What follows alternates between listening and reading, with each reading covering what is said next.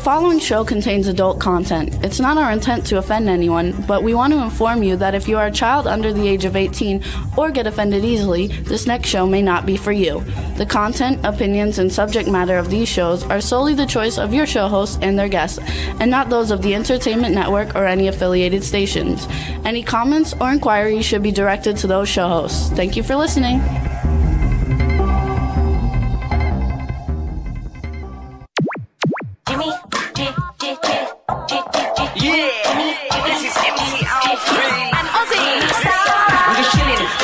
Sitting down and designing, where every man in a thinking, what are we gonna be wearing? Yo, I'm a Liverpool MC, you can't test me. Big up the girls inside the party, let's get down to crazy Jimmy. Big up myself and known as Alfie, the one and only, the Turkish MC. Always love the clothes of Jimmy. Bitch, I'm your wanna be, Jimmy Star, new celebrity. We'll take you out to Jimmy Stars. Hey ho, what's up everybody? Welcome to the Jimmy Star Show with Ron Russell, bringing you the good times in music, fashion, pop culture, and entertainment. We got a great show for you today. Going to be a lot of fun. We got two great guests, but before we talk about those, let's say hi to everybody, starting off with our cool, outrageous man about town co-host, Mr. Ron Russell. Hi, everyone. Oh, it's going to be a weird show. We have a witch on. Ooh. She's going to do spells on everyone out there. She's going to make you all intelligent. She's going to make you all dress well. She's going to make you all have hair combs and proper makeup. And gentlemen, get rid of those beards. And no ripped jeans and no spears and no tattoos. Everybody's going to look clean cut and beautiful. That's what Witchy Poo said. Not really. I'm saying that. So anyway, what's up, chat room? We got a lot of people in the chat room. I'm not finished. Maleducato. Doesn't matter. Like, we have to say hi to everybody. Rudeness, and then you talk. Rudeness. Say hi to everybody. Interrupting and then you talk, which, rudeness. by the way, they love our shirts. Thank you, everybody. Interrupting rudeness. Actually, my shirt's a Jimmy Star shirt. And my shirt's far more important. And we're going to talk about because you can't see it because the thing is across it and the friggin' dog is on me. Astro, go over there. I'm wearing a pool cover up that my daughters gave me maybe 35 years ago, 40 years ago. They were young girls. Leslie was maybe 15 and Deirdre was like 8. Astro, come on, you're blowing my whole thing. Get him over there. Buttons they gave me. I will never get rid of this cover up. I found, I'm doing my closets, so I've been taking clothes out, and I found this all the way in the back of my closet. To me, it's the most important piece of goods I own.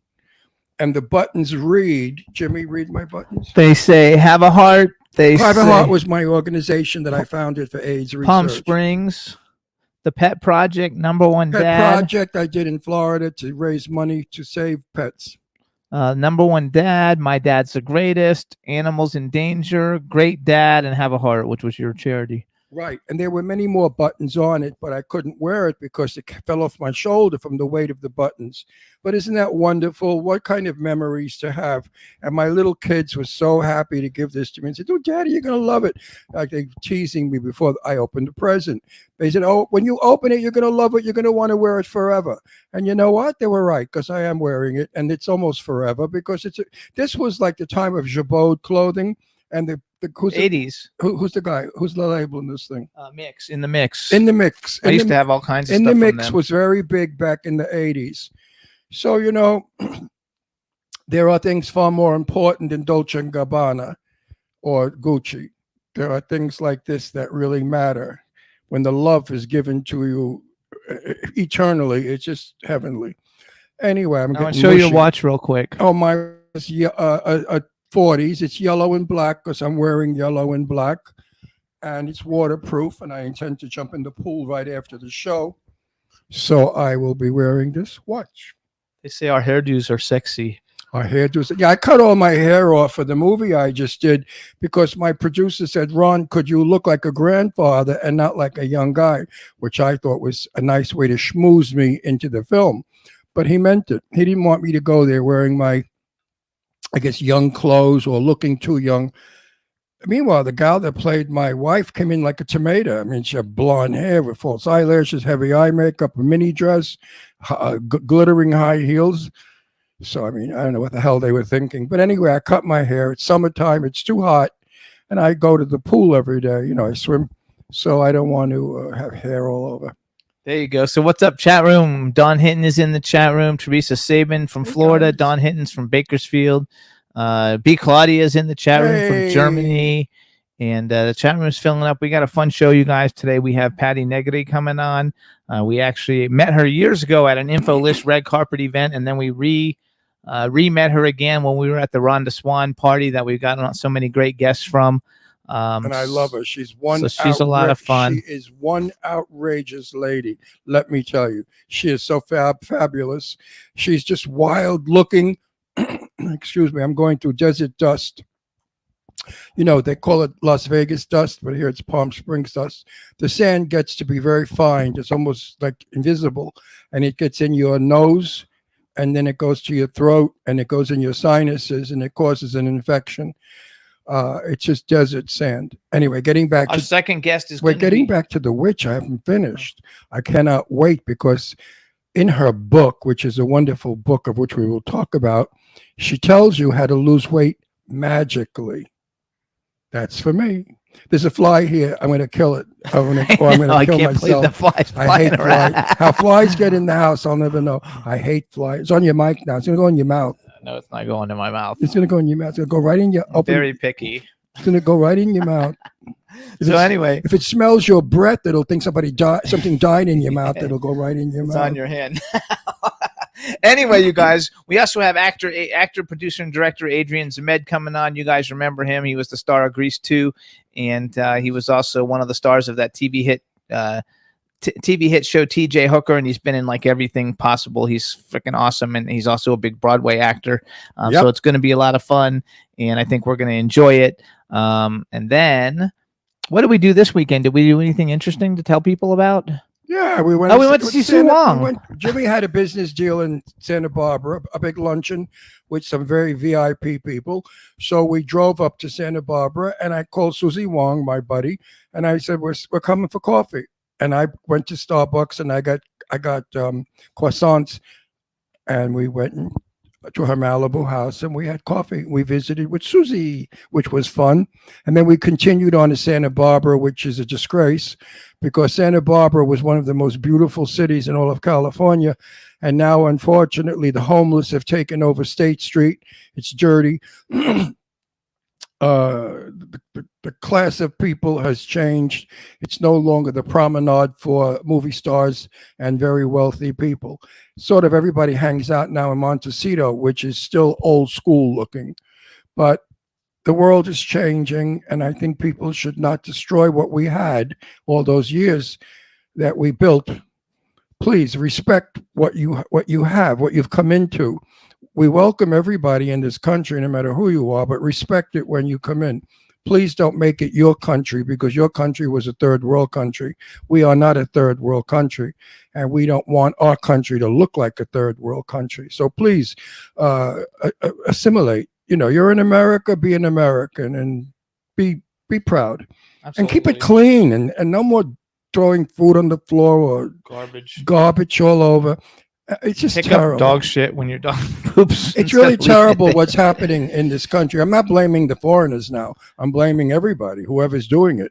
I'm not blaming one specific group of people.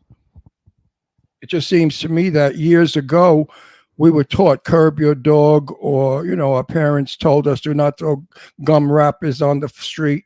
We were taught to keep our cities clean.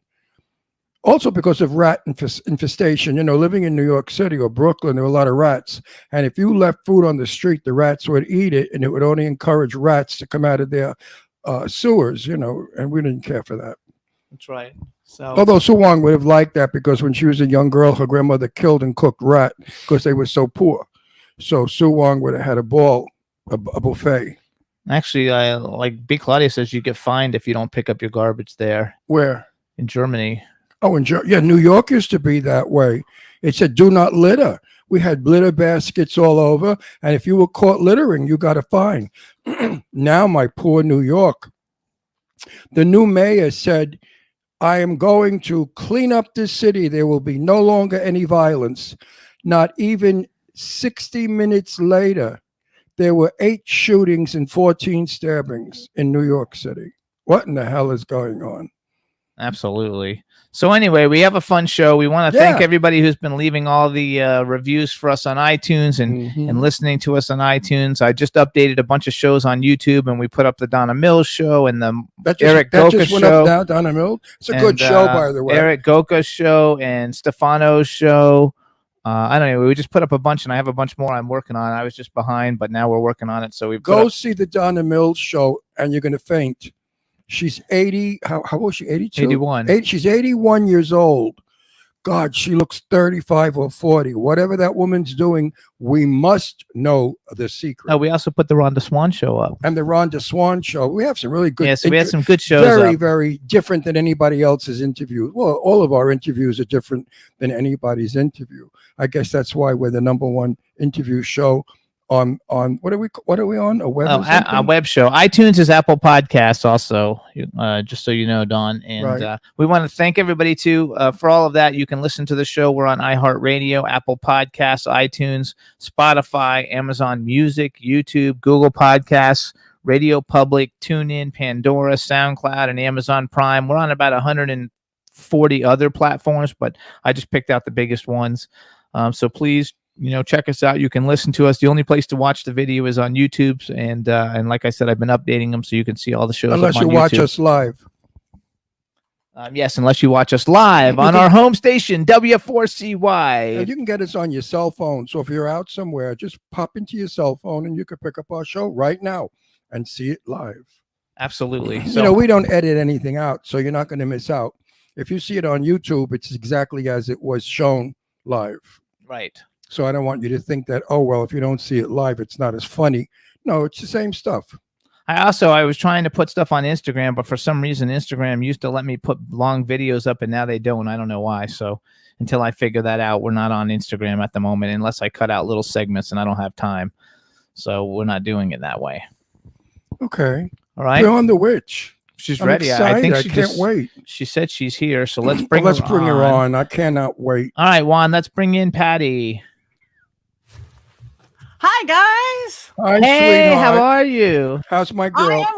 I am well. Thank you so much for having me on your fun show. My no, we're pleasure. gonna have fun. My So do I pronounce it Negri? Negri. Oh, I like Perfect. the little into it, but Negri. That's because he's Italian, and he told me it has to have that on it. Now here's when you say loro sono negri. They are Negri. black. Lui è nero. He is black. So negri is the plural for black in Italian.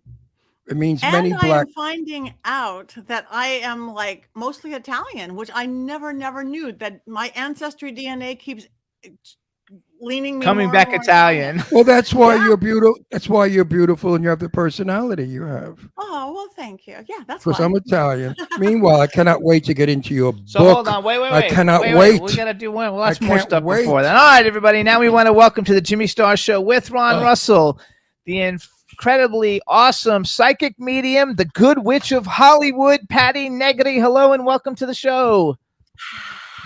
Hello, thank you so much for having me. Now that's an intro. Yay. So now we have, hang on. What? So I'm now I know excited. you already know Ron, but we'll have to introduce I him know every him. way. So this is our cool, outrageous man about town Hi. co-host, Mr. Ron Russell. We know each other for a long time. And then we have a chat room that's starting to fill up. So say hi to everybody in the chat room. Hi, chat They're saying room. they say you're gorgeous and you have a beautiful smile. She does. And And she's you. magical. so you guys, we met Patty many years ago. We were pre-COVID. We were going to an info list, those info list red carpet parties at the Wisdom, and we all got there a few minutes early, so we were all hanging out and met her. And then we hadn't seen her until we were at Rhonda Swan's party 3 weeks ago, and she was there. And I was looking at her, going, "God, I know her." And we figured out where it was. And so now she's our fourth guest from the Rhonda Swan party because of cool people that we met there or re-met there. And so we want to welcome you to the show. It's going to be a lot of fun. And Ron's dying to talk, so I have to let him talk. No, only because I cannot wait to get some string and tie 9 knots, because she's Look at got you. in her book How to Lose Weight with Magic, and I believe in magic. My daughter Deirdre, by the way, is a good white witch, also from Pennsylvania. My daughter is a Wiccan. A Wiccan, is it called? No. Wiccan, but I like wigging. Wiccan. We're often wigging a little. Wiccan. Well, Wiccan. she's a Wiccan, so she said to say hi, sister. Yay. Anyway, Blessed the be. book is it's going to be an incredible book to read. I think everybody should get it. Hey, I think before we talk about the book, we should like brag for her a little Well, bit. you can brag after the book. Let's brag before the No, book. brag afterwards. This way, we sell the book, then we brag about it. I want everybody to buy this book because, magic does happen. What is magic? Magic is positive thinking. Magic is getting you to believe in what magic is, to become and do what magic does. All right, so you guys. No, shut your mouth. No, I'm going to interruption, rudeness. Didn't your parents raise you correctly? Because you're not going in the good order. No, I'm going. Listen, I've been doing this for 64 years, Junior. Don't tell me what to do. We fight all the time. People love it. Now you made me lose my train of thought. Good. So I'm going to tell everybody. Deliberately. Okay, so you guys, this is Patty's book, which, by the way, you can get by going to pattynegri.com, P-A-T-T-I, not Y, P-A-T-T-I-N-E-G-R-I.com. The name of her book is Old World Magic for the Modern World. Tips, tricks, and techniques to balance, empower, and create a life you love by Patty Negri. There's all sorts of positivity in this book. Everything in this book can be done. You can do it. You have to believe in it. What is magic? Magic is a sense of mind. Magic is love. When you fall in love, that's magic. When you have an orgasm, that's magic. When you eat a delicious pasta, that's magic. So tell me about it. I talk too much. You have to take over. About the fat thing. I really got to lose. First, talk about the book and then the fat thing. I have to lose 15 pounds. My doctor told me to lose 15 pounds. Easy peasy. I am a professional dieter, so I put all my magic together to create that we could do it. I do. I believe in magic. I think we can create our life. What I see, what I teach on is that we give away our power all the time. We give away our power to other people. We give away our power to limiting belief systems, to fear, to all this stuff. Grab it back. We are amazing beings. We are divine creatures, wherever you think we come from. And we have free will. So we get to choose and create what we want. So if you don't have power in any area of your life, just grab it back. So and that's what my book is about. It's almost simple life hacks to make it easy. Like, we're all off balance right now. So I have my 30-second exercises, which I've honestly seen lots of people get off like depression meds over going, oh, wait, that's my emotions. I'm going to run my hands underwater for 30 seconds. Oh, wait, that's my head. I'm stuck in my chatty head, foggy head. Oh, you're probably not breathing. So I'm going to breathe. It's just simple, easy. You don't have to be a psychic. You don't have to be a medium. You don't have to be a witch. You just create your life. Nobody but you is going to do it. And with the dieting thing, and again, it's much beyond diet because the magic works for me. I'm supposed to be long dead. But because of these weird health problems that they discovered when I was like puberty age, they put me on hormones and all this stuff that made me blow up like a balloon. And I've always been like a little accordion. So by the ripe old age of accordion, that's funny. I'm a professional. So yeah. And so by the ripe old age of 30, they said I had so many health issues that I wouldn't make it to 50. This cancer, that cancer, this brain tumor, the fractures in my back. And I kind of went, no. And does she have autoimmune disease? I don't know if anybody who has an autoimmune disease, that's imbalance. You can get rid of it. I 100% believe that. The weight issue came on top of that. And I went, no, I'm not going to be dead. I'm not going to be in a wheelchair because this osteoporosis. So I just took positive thinking, magic. I believe, that thing's jumping. Everything, that mind, body, spirit of psychology. 20,000 books are written, mind, body, spirit, right? We know we will never, ever surpass our own belief system. Fact, we won't. If you don't think you can do it, you can. If you think you can conquer this, you can. We know that. That's what you were just saying. Mind will never, body, we have to get off the couch. We have to take action. But the spirit part, that's what people don't quite get. But that's the battery that makes it happen. You could do it traditionally ways. You could do it through your faith. Go to church, go to temple, prayer. You could do it New Age, vision boards, affirmations. You could do what I would do, spell working, crafts, witch's ladder, knots, magic, carving candles, herbs, dancing around a bonfire. But anybody could look at everything you've ever accomplished in your life You've had that mind, body, you've believed you could do it, or you were worthy of it, or both. You've taken action, you've got off the couch, and you've had that faith or spirit or battery that made it happen. The stuff you haven't quite made happen yet, just one or two of those things need tweaking. That's it. You don't really believe it, or that you're capable, or you can, or you haven't gotten off the couch, or you haven't had that battery that makes it happen. That's where I put the battery that makes it happen. That's why I put things like light the candle for weight loss whenever you're eating, because so many people eat unconsciously. You don't have that awareness. Plus, the magic in the candle is the spirit. You've blessed that with nothing's going to turn into fat. You put the witch's ladder, our breath, you're blowing into little knots. You see all those people wearing strings around their wrists, the red string, the Kabbalah tree, those are magic. Spirit gets caught in string. That's why spider webs are so magical. That's why you hang dream catchers over your bed to catch your bad dreams and things. And so you're making a little witch's ladder and you're putting your breath into it. Because remember, our breath is our life force. It's our pneuma. We're nothing without our breath. And even okay. Sort of know what. Okay. Am I just going to ramble on? I'm going to shut up. No, we're going to ramble. No. He's very rude today. Oops. He's very rude. No, today. I want to like. I know when we go off the. See, you had a black eye a couple of weeks ago. He's going to have another black eye after we get off the show today. But this time, I want to help. This time, I'm going to give him the black eye. I want to help promote all of these things. Don't promote shit. She's wonderful. I know she's wonderful. So first of all, you guys, so you know more about it, because a lot of people don't know who she is, and so like I want. They're stupid if they don't know who she is. She's they explaining can't help what that. she is. So you guys, Patty, here I'm going to read a little bit off the back of the book. By the way, this book is only $12.97. You guys, everybody can afford it. It's like two Starbucks. I love this book. It is the best reading I've had in months, and I read it in 2 minutes by the pool and got sunburned too. I'm sorry. So you guys, Patty Negri, Patty's a world-renowned, award-winning psychic medium and good witch, able to communicate with the spirit world since she was a toddler. She's been practicing natural magic her entire life. Her specialty is in adjusting energy and flow in people, spaces, and situations. She's conducted seances, clearings, and sessions on radio, film, TV, and in living rooms and boardrooms across America. And then she has all these different things. Some of the things that you'll discover when you get this book that's only $12.97. Easy techniques to shift your energy, your perception, and your outcomes to create the life you want. A new outlook and fun, manageable, and magical way to live your life, so to create a sense of empowerment and hope. A different and expanded way to look at your life without changing your religion or belief system. And fun, powerful, and often life-changing spells, potions, and rituals you can easily do at home with common items without having to be a witch, psychic, or medium. So you don't have to be a witch to get this stuff, you guys, and that's a very big point. It's not like hocus pocus, full of baloney, like, smoke and mirrors.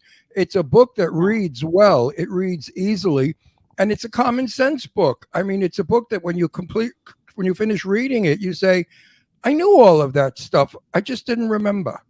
Because you have to be reminded that you have this power.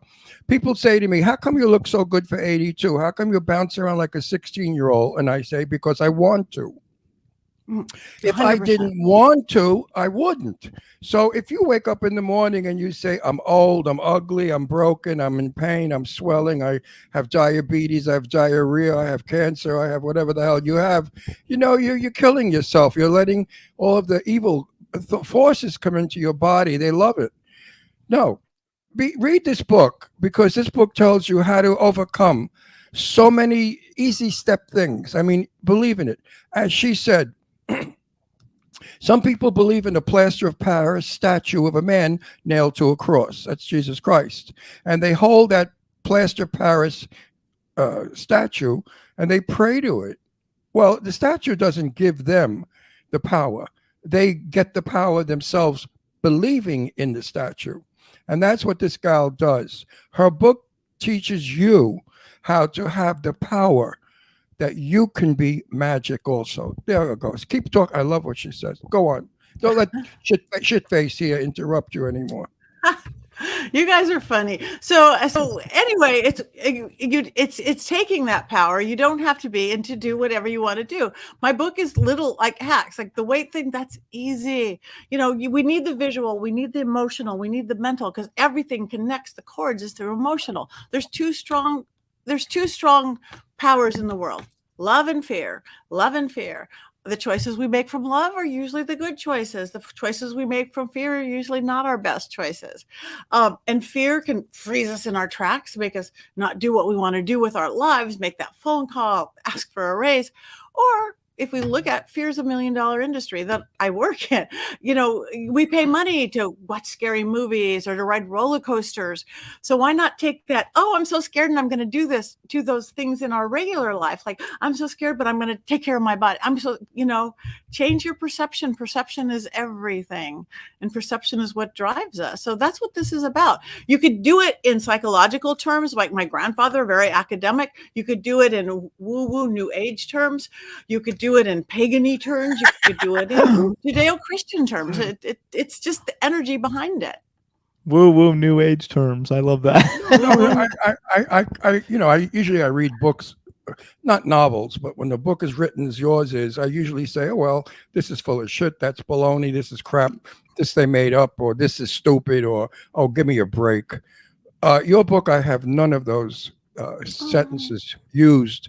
I really enjoyed it. Each chapter was exciting. It was fun. I would love to make a movie about it. Just put characters around it. Seriously, Sure. make a script. Let's go. Write a script around it. I think we should think about it. Writing Okay. a script about a family of people who were just broken down garbage, and then they found this wonderful book and they studied the book, and suddenly they began to be happy, healthy, and beautiful. Yeah. Because I so believe Sounds in good to me. maybe my daughter Deirdre became a witch because I was a warlock many years ago in my 20s. It was the thing back then.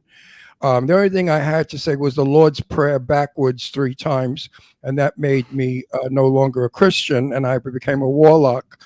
So that was the only stupid thing that we had to do.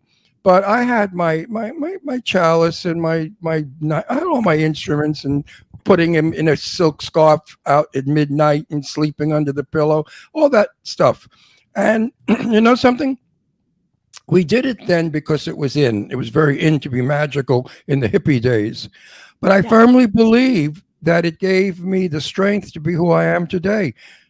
Because as I tell Jimmy, it's my desert sand throat. I always tell Jimmy now, when Jimmy is a little doubtful of things, I get angry. And I say, don't do that. Do not bring that into our home. It doesn't work here. It doesn't belong here. You are who you are. There's nobody like you. You're the best in the world because there's no double. If you can find my double, then compare me to him. But I'm an individual. Nobody's like me. I'm the best. So are you, and so is everybody watching our show right now. You are an individual. You are the master of your thoughts, the master of your life. Don't blame things on other people. Don't pass the buck and say, well, this one made me get fat, or, I got married and I was unhappy, so I ate and got fat. No.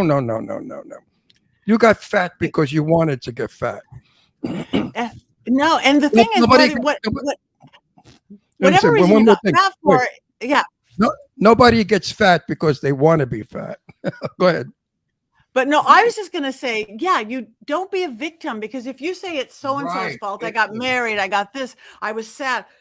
Then you're a victim and you don't take responsibility for it. I got fat because I ate too much. There might be reasons behind it, but as soon as you take responsibility, then you're not a victim. Then you can change it. That's if you are at a bit, if you are it's their fault. Mm-hmm. Yeah. If you're in a lousy, if you're in a lousy marriage and your husband's no good, don't get fat. Get a push-up bra, put on a mini skirt, paint your face, and go out and get another husband. Yeah, that's positive. Don't stick with the jerk off. Go get a new one, a nice one, but don't wreck yourself. Victim, that's a wonderful word. Don't be a victim. So hold on, I want to do some bragging then, though. Let me do some more bragging for you. So you guys, Patty's done some fabulous things. Again, her website's pattynegri.com, and Patty is with an I. Some of her TV appearances have been on Ghost Adventures, which is a highly popular show, Flipping Out, Pit Boss, Private Chefs of Beverly Hills, Bad Girls Club, Beverly Hills Pawn, Deadly Possessions, Master Chef, Wipeout, AGT.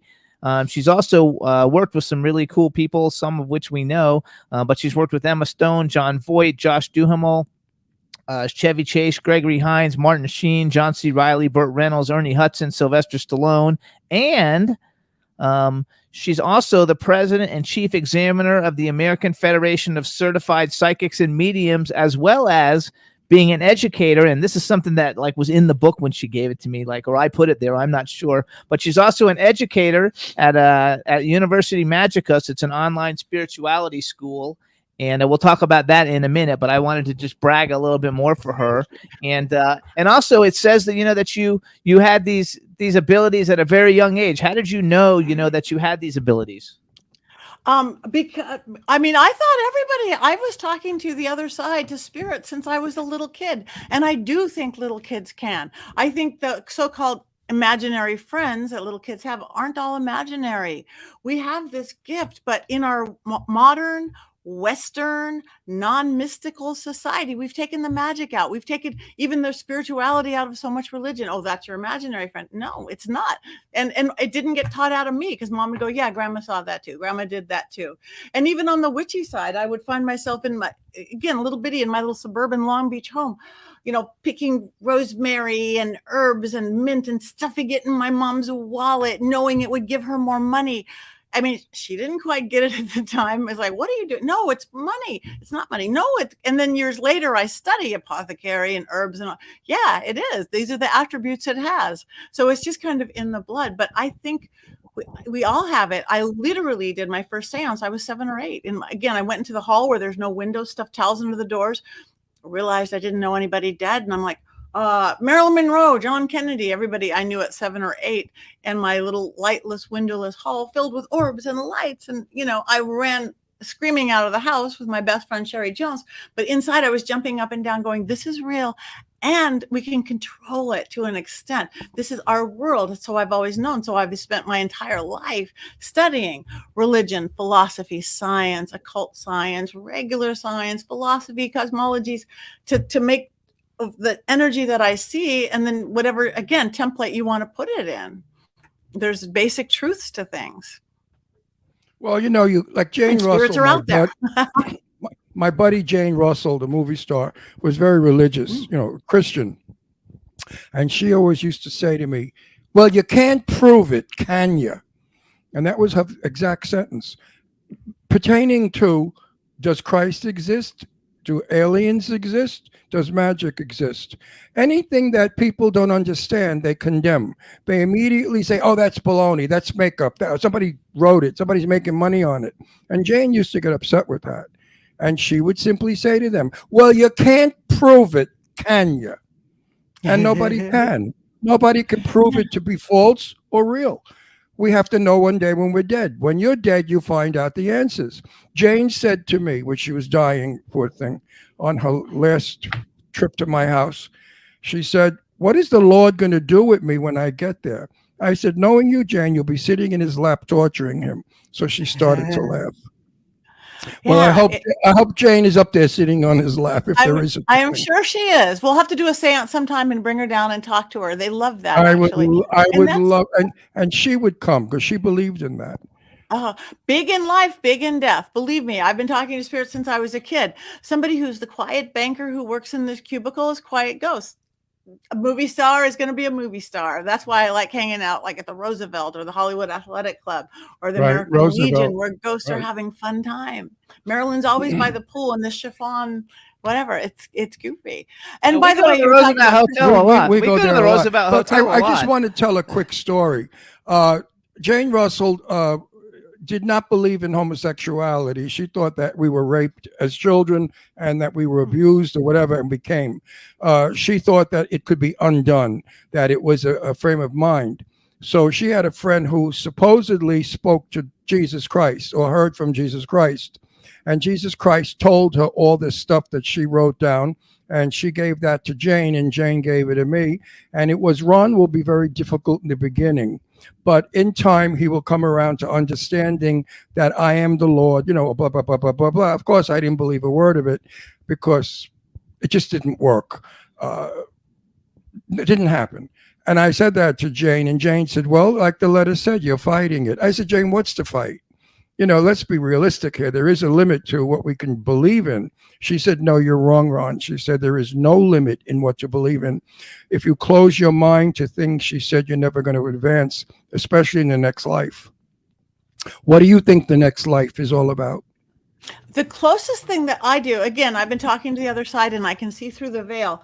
The closest thing I get is the ancient Sumerian believing. Oh, and by the way, I know Christian witches now. We don't have to say anybody's prayer backwards anymore. It in my school, that University Magicus, I have a Catholic priest, witches, vampires, New Agers, Reiki, hypnotism, all together. And we don't say this is the truth, this is a truth, and you figure out your own mix. But anyway, so what I think the closest that I've experienced, it's as closest to the ancient Sumerian belief system, which that's all those Anunnaki people, is that almost that we create our own heaven, almost like the Matrix. Like if you believe in the pearly gates of whatever that's what you're kind of going to get. I do believe in reincarnation. I know exactly who I was in my last life. I've been in the house, knew every inch of it. I've kind of went through time and space in a couple trippy different ways. So again, and I think we sort of have choices there. Nothing dies. We know that. Science has proven that nothing can die. We become energy. We don't keep the meat suit. We get that. Spirit lives, soul lives. This goes. So if you want to, and again, in my experience, they don't have time and space. They go up and they hang out. And if they're hanging out with Jesus, they're hanging out with Jesus. If they want to go through all their lives from Cleopatra, whatever they're doing, they want to sit there and watch their grandkids grow up through the window. That's what they do. So the ancient Sumerian is just, you're good to go to the heaven that you create and you believe in, which is really almost like the Matrix. And I think that's what we do with this life too. Well, that brings me to somebody once said to me, well, think of all the zillions and trillions and zillions of people who have lived on this planet Earth. When they die, how could Jesus possibly handle all of them? And I said to them, listen, exactly what you said. We live in a time frame. The time frame from birth to death is what we have in the next life. Everyone we've met in that time frame, we see again in the next life. We can then rewrite or compose that lifestyle as we want, because that's what heaven would be. We had a very famous psychic here. I don't think she was really any good. We were in Liberace's house. No, we were in Liberace's house and filming it, a seance. And in the seance, she spoke with Liberace. And what Liberace said to her was, please tell them to take the colored lights out of the water fountain in the front of the house. I wanted to get up and leave and say, look, it's stupid. You could have made up a better thing than that. I doubt that Liberace cares about the colored lights in the fountain if he got through. I think he would have gotten through with far more important information. But anyway, there are a lot of phonies out there. There are a lot of people out there who are out to get your money. These gypsies that you see in the street, these little places, they're psychic. They're full of shit. They know how to talk. They get it out of you. Oh, I see you need a lover. You need a man that's going to have a red hair. You know what I mean? They do all that nonsense.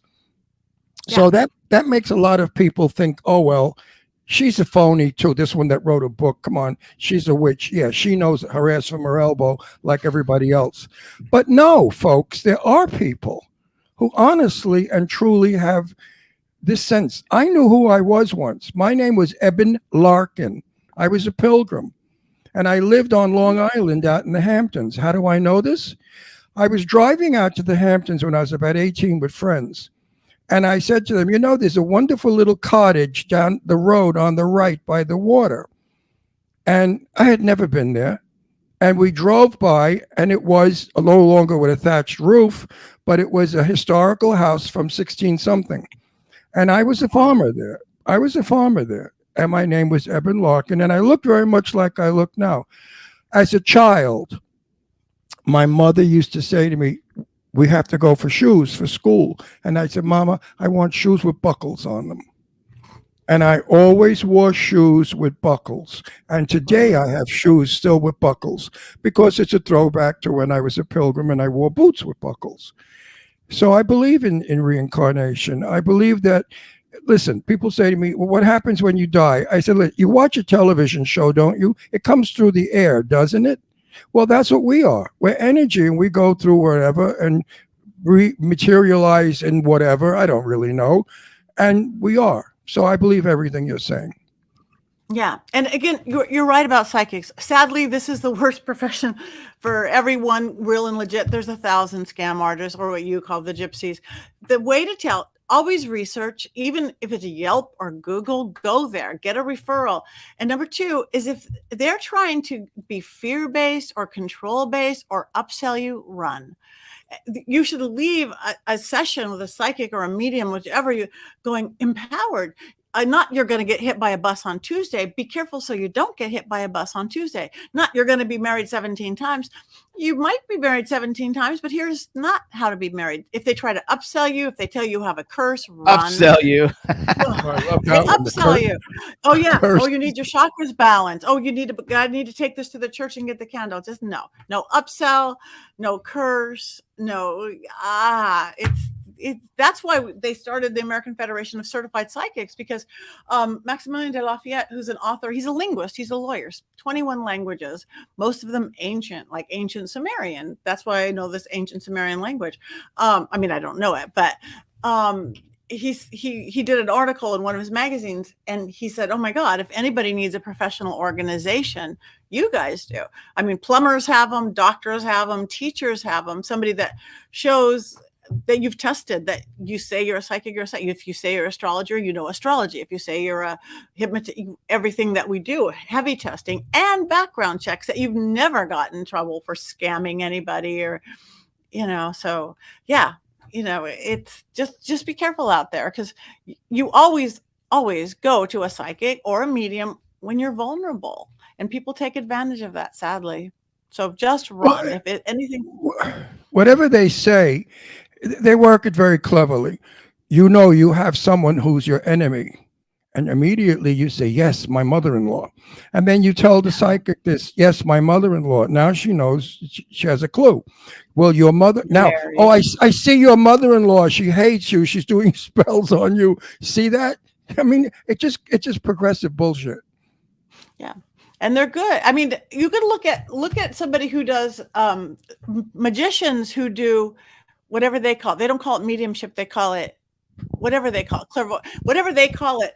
They admit that it's fake, and they could read you like that. I don't know how they do it, because I'm not fake, but yeah, there's techniques of reading people and knowing people, and it's whatever. But that don't keep you away from the legit ones. Just do your homework, referrals if you can, and go to Yelp. They get some really good ones, like on AGT though. They have some really good, like of those clairvoyant, like people. It's all trickery. They show them on YouTube.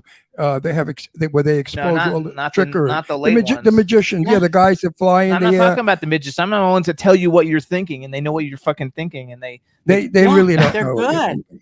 They're very good. Mentalists. They're called mentalists. That's it. Yes, mentalists. Yes. It's also, and they could tell you. You just go, how could you know that? I turned into an 8-year-old. I love that kind of magic too. So wait, what did you do on AGT? Wait, one final word. You weren't a contestant, were you? This book is yes, I was. Hang on. This book will not scare you. This book will not bring evil spirits into your home. This book will only give you a lot of fun, a lot of entertainment, and possibly help you in so many ways. So did they only get it on your website, or is it also like on Amazon in places, or where did they go to get it? Yeah, on Amazon. There's a few bookstores, but Amazon, you could get it in print, that same $12.97, or you can get an ebook or audiobook on Amazon for $6. $6. Yeah, because B. Claudia in Germany said she already got it. She's in Germany, but she said she got it to read tonight. $6. I mean, that's a joke. $6. So Starbucks, a coffee at Starbucks. I know, and the ones in this city are all closing. But yes, I was on AGT. This whole thing is, I had health issues, and they were told me by 50 I would be dead, and I went, no, I'm not. So when I hit 50, instead of being dead, I'm like, how do I show how positive magic, positive thinking, whatever you want to call it, the craft works? I'm going to do the world's hardest obstacle course. I'm going to get on Wipeout with those big balls, scariest, hard. And yes. I kept trying out. And I had to go through physical and psychological. And next thing I knew, I beat 100,000 people and be the least likely. And I was doing Wipeout, the hardest, scariest, most painful thing I ever did, but most empowering. And I go, this is what positive magic. I wasn't there going, I hope that person trips. No, it's like, you do good. And what you put out is what you get back. There's room. So I'm like, oh my gosh, this is addicting. This is fun. What else can I do? I sit and I live in the middle of Hollywood, and I'm like, okay, well, my husband won't let me in the kitchen, and I got kicked out of home ec in high school. I'm going to cook for Gordon Ramsay. I want to show what positive magic does. So I totally played the witch card. I have new pumpkin soup, and I made Aristosis, son of Apollo, love pasta. And I used real techniques of magical cooking. Stir it clockwise, add love. Get rid of stuff, go counterclockwise. What cinnamon will add to your food? Basil will stop arguing. But again, I still couldn't cook. But next thing I know, I beat 100,000 more people with positive witchcraft, and I'm cooking for Gordon Ramsay, Joe Bastianich, and Graham. And then I'm like, this is addicting. This is fun. Everybody needs a hobby, right? So I'm watching America's Got Talent, and I'm seeing these amazing singers and dancers. I do too. I'm just seeing these people going, wow, okay. Again, wait. Next thing I know, I'm rolling on the floor with Howie Mandel, beat another 100. I'm at the audition at the LA Convention Center with 5,000 of my closest friends, and knowing they're also at every convention center in the US going, I'm going to do this. And I did that. I'm making a fool of myself, which is my favorite thing, with, rolling on the floor with Howie Mandel, psychically reading his dog, which we're all wrapped up in the leash, and trying to pick him up. And you can't touch Howie Mandel because he's got that germ thing. Yeah, he's got that germ thing. Yes. It was hysterical, but we good for you though. Wait, I would like to talk about the book. Here's just a few of the subjects: basic spell casting, moon magic, love magic, home and space clearing magic, dream magic, bathroom magic. My favorite projection items, tools and techniques, kitchen magic, body and weight loss magic, money magic. Don't we all need some of that? Dragon magic and sound magic. It's such an interesting. Yeah, I know. I'm just reading a few because we could go on for another week. Outdoor magic. When a loved one passes, magic. We all have that. Keeping calm in a storm. Spectrophilia, ghost sex magic. Yeah. It's a wonderful. I'm telling you right now, for $6, it's a joke. $12 is even a stupider joke. I mean, I've read so much trash in my day. No, I've read trash in my day. I mean, I'm a science freak. I believe in a UFO. I've read everything on it. I mean, I know I'm not stupid to the subject, but I truly enjoyed this book. It's so easy. It's so simple. And I really liked it. I would read it again. I'm going to give it to my daughter, Deirdre, the witch, when I see her on Monday. So also, real quick, so B. Claudia got your book. So B. Claudia is in Germany. She's a phenomenal supporter of the show and everything Ron and I do. So just say hi to B. Claudia because she loves that one. Hi, B. Claudia. Hi, B. Claudia. Thank you. Let me know what you think. And also say hi to Teresa because Teresa's she's like saying, hi, she keeps saying how beautiful you and your smile is. And then Dawn is in there too, and she says she always loses. Her money disappears all the time. Laugh out loud. Say hi to Dawn. Think like a leprechaun. I don't know if that's in the book. Leprechauns like money because money's easy. It's the pot of gold, I think. So create a little leprechaun envelope. Throw around money. Roll around in it like you're goofy. Change your thoughts of money. I have on my website, in my book, I teach a lot for free on YouTube. My money spell works every time. It costs you $1 and a federal offense because you have to burn the dollar, but it works every time. Oh, I have a great story I must tell, but I cannot use the actor's name. He is an Academy Award-winning, very famous actor. My daughter Deirdre was dating him, and she was very much infatuated with him and wanted to cast a spell on him, a love spell. So they were out one night on a patio after having dinner, and she said to him, I'm very chilly. He said, here, take my jacket. So she puts his jacket on, and then she goes to the ladies' room. With her pinky nail, she made a tiny little hole in the sleeve where the seam is, and she poured down their magic powder for love potion. And then she went back to the table and said, I feel better now. Here's your jacket. And he put the jacket on. Did it turn out? Well, it did to some extent because she saw him for 2 years. But unfortunately, he had a bad drug problem. And she had to end the relationship because there was no controlling. And he's a major Academy Award-winning actor. So my daughter, read her book. If you're in love with somebody and you want to get them, read the book, But I would tell you, just ask for, I personally, and that there's no judgments there, I personally wouldn't do it on a specific person. I'd say, bring me the love of my life, they could have these attributes. And if it's that person, it'll work on that person. Because I just choose personally not to control people, because that's just not good or bad, evil or bad. But if I create a world that I can control people, that means people can control me, because we create the world we live in.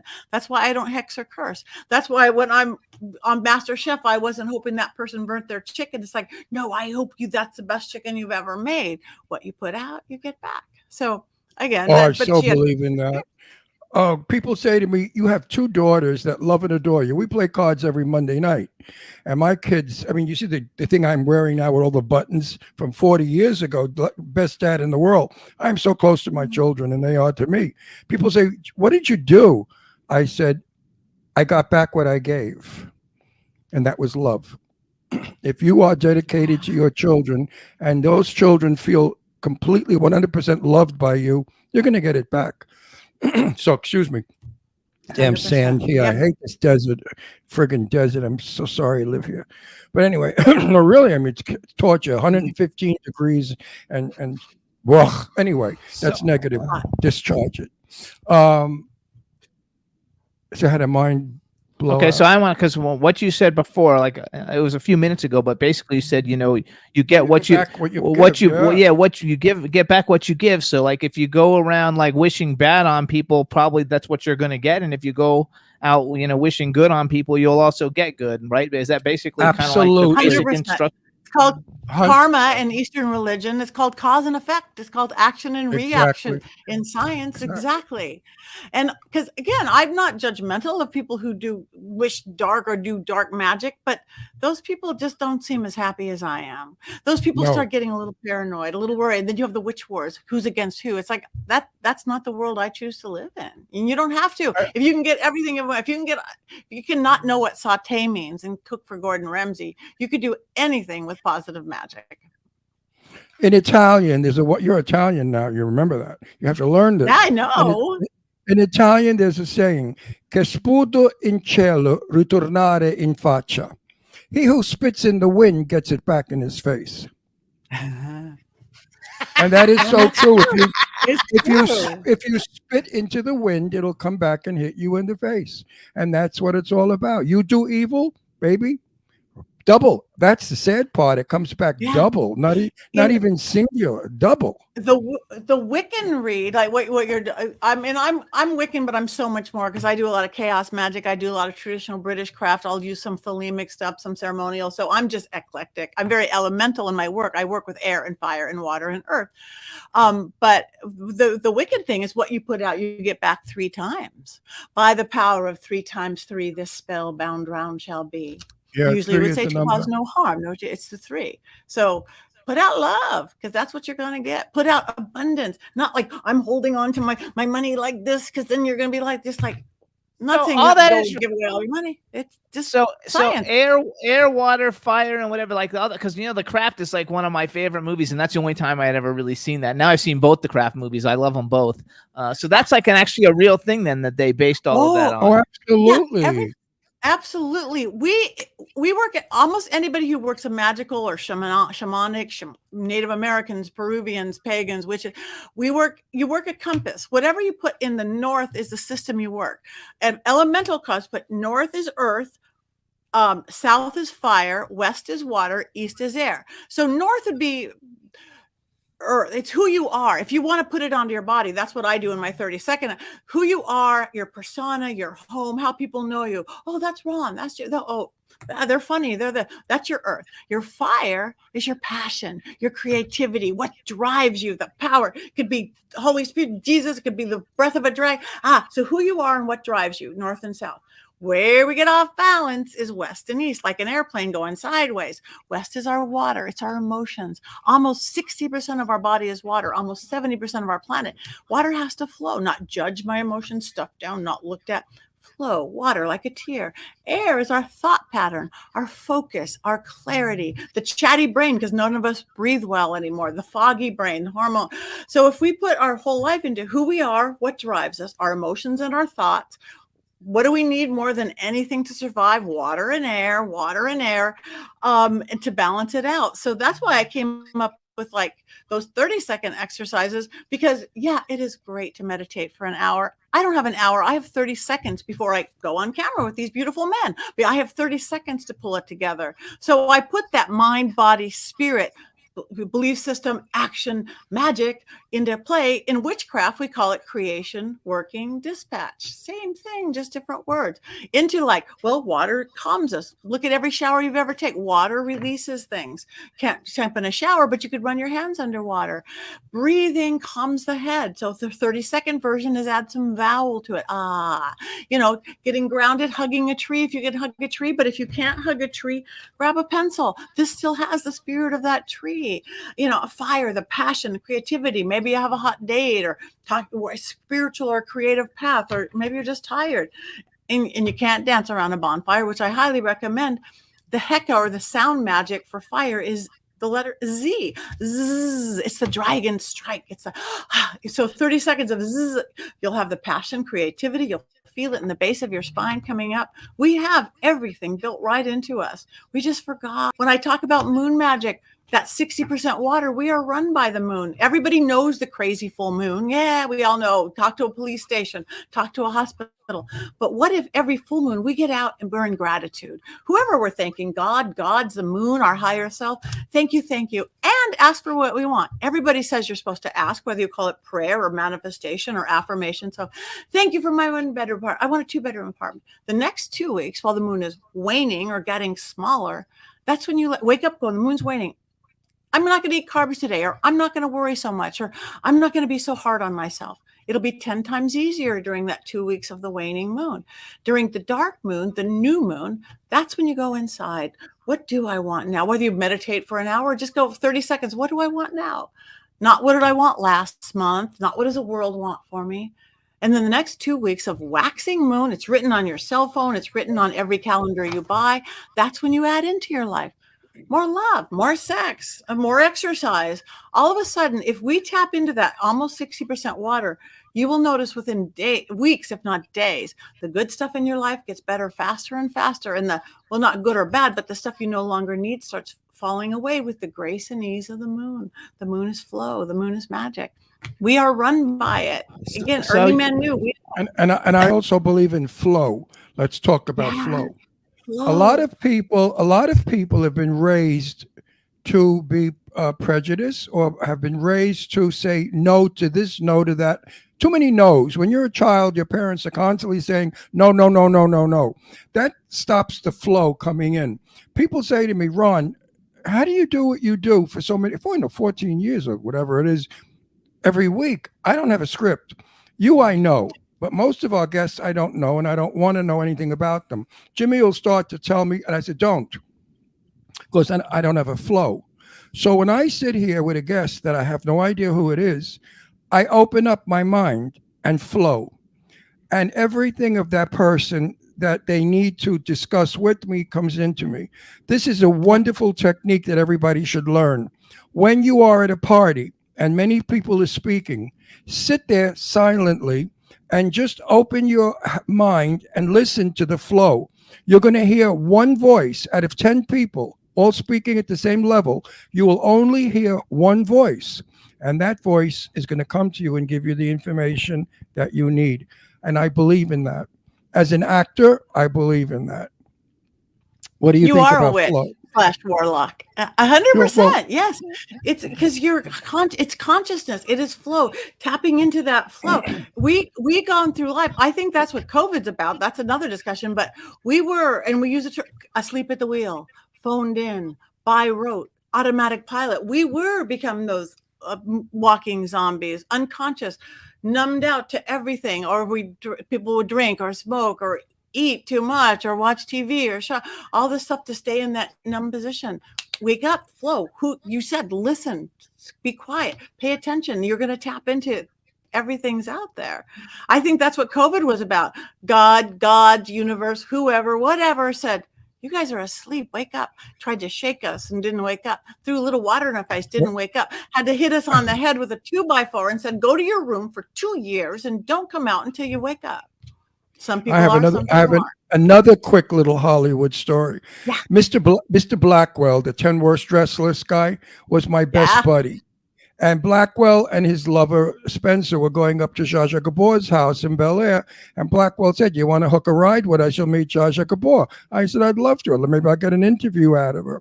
So we went up to Zsa Zsa Gabor's house, and for 1 hour, this woman did not stop talking at all. You couldn't get a word in. She didn't even know we were there. It was as though she was speaking to the curtains, the draperies.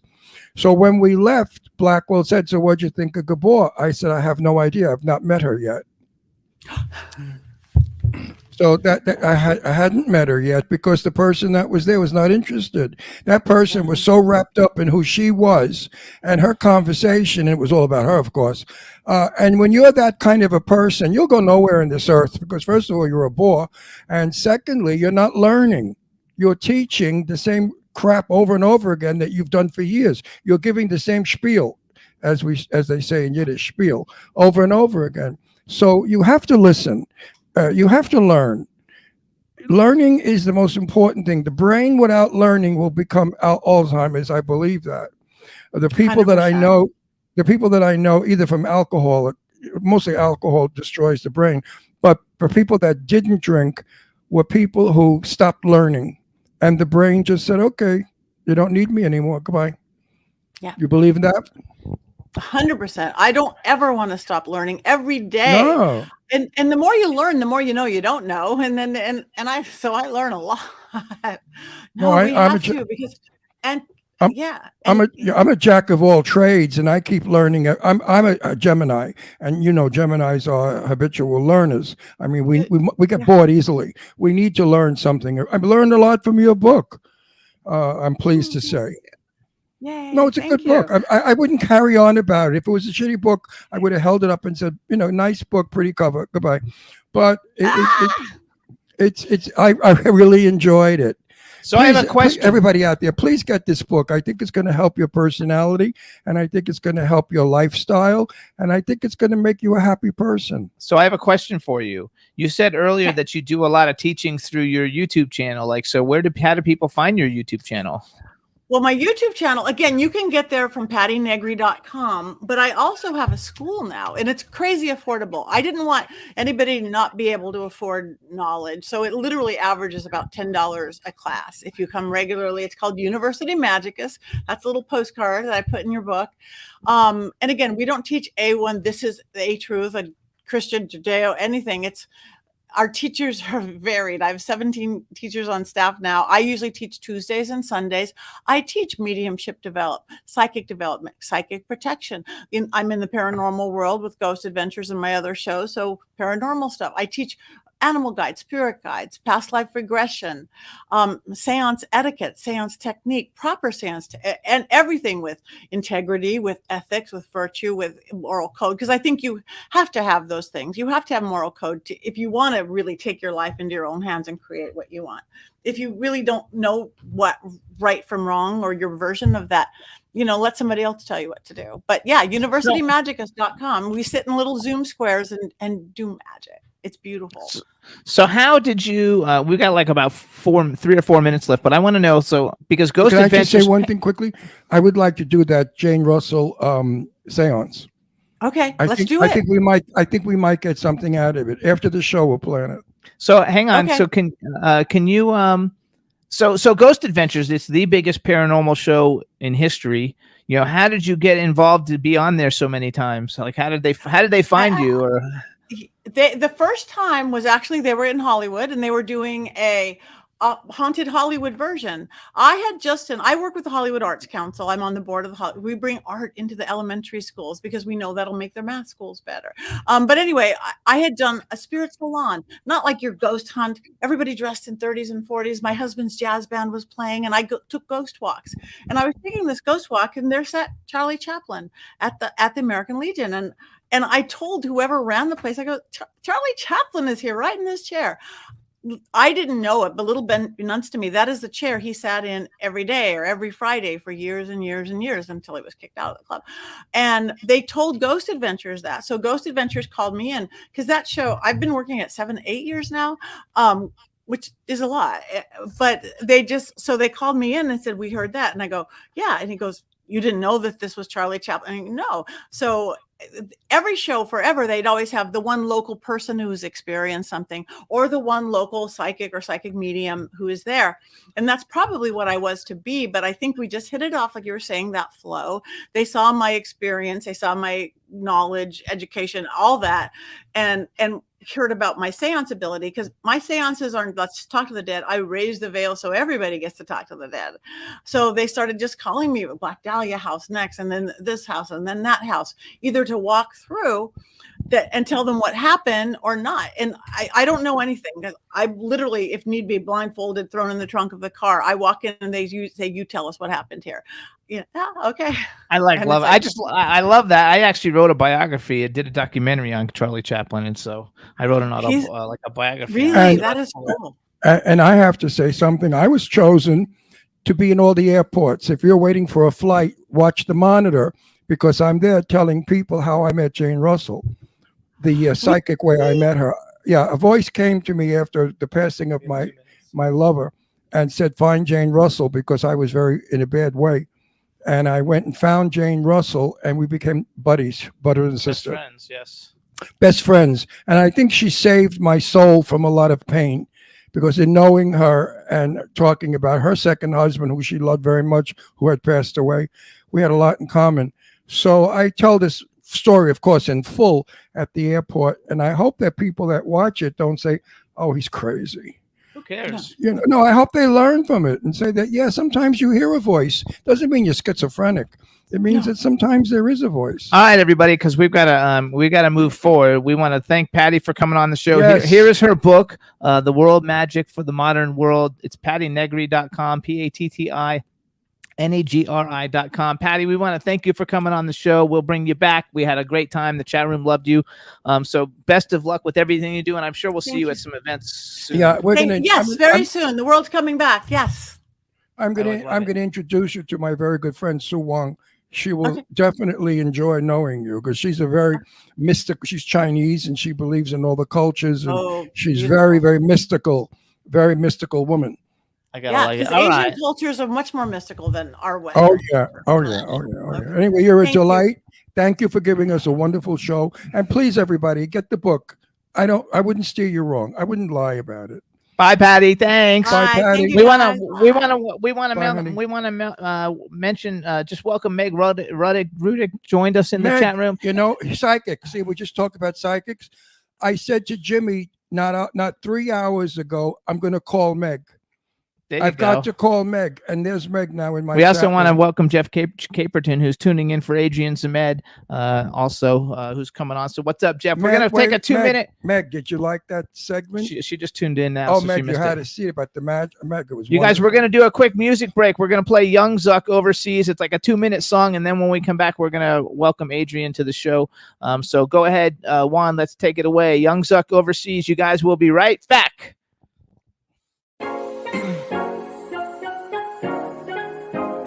DJ Production. Got my drip from overseas. Got my drip from overseas. Rockin' Louis V. All white kicks when I kick it low key. Shawty bust down, slim thick in them jeans. I'm gonna take a flight and we going overseas. Got my drip from overseas. Rockin' Louis V. All white kicks when I kick it low key. Shawty bust down, slim thick in them jeans. I'm gonna take a flight and we going overseas. Got my drip from overseas.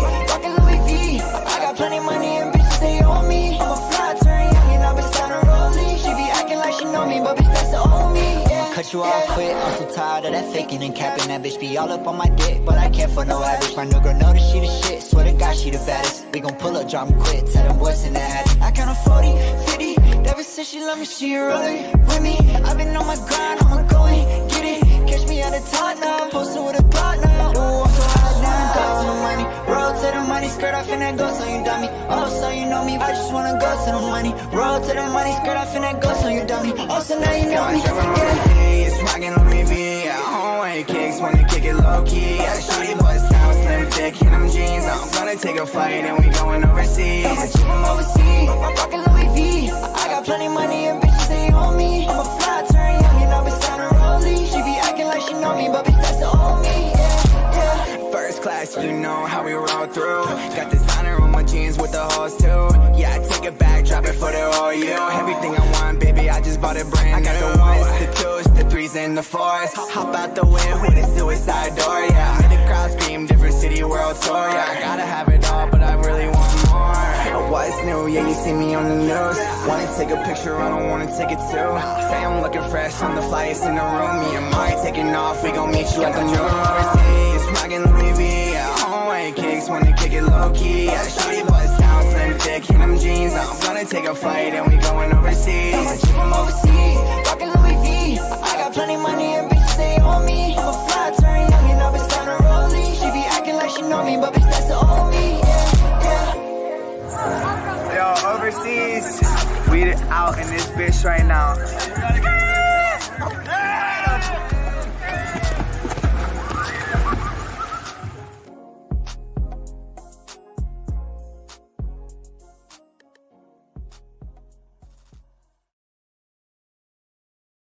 Yo, everybody. So that's Young Zuck. We're going to see them. They're going to be at the Clown Motel 2 premiere we're going to at the end of the month. But now we're ready to bring on our next guest.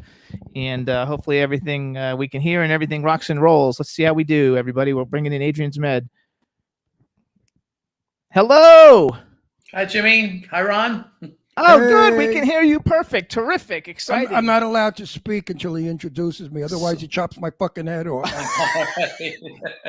So here we go, everybody. Now we want to welcome to the Jimmy Star Show with Ron Russell, actor, producer, director Adrian Zmed. Hello and welcome to the show. Thank you. It's nice to be here. Where are you based out of? Where are you right now? We're in Palm Springs. Roasting up. Well, you're not far from me. I'm in Vegas. Yes. Oh, you're in a hot area too. Like it's 115 here today. Yeah, I think it's close to that here too. But you know, it's funny. The people in Palm Springs, California, and Las Vegas, we're kind of used to these triple digits. The rest of the world is not. We're prepared for it, but who said we've only lived here for 4 years? Wait, hang on, gang. Who said we're used to it? Are you kidding? Are you kidding me? I like so I'm from Florida, so I'm used to hot heat and humidity. I'm from Brooklyn. I'm from Brooklyn. The only heat I knew was the cops. So welcome to the show. And before we start talking about everything, I just want to tell you, so I did a lot of like research on all the stuff that you've been in, just so I would have some idea, because Ron doesn't look anybody up.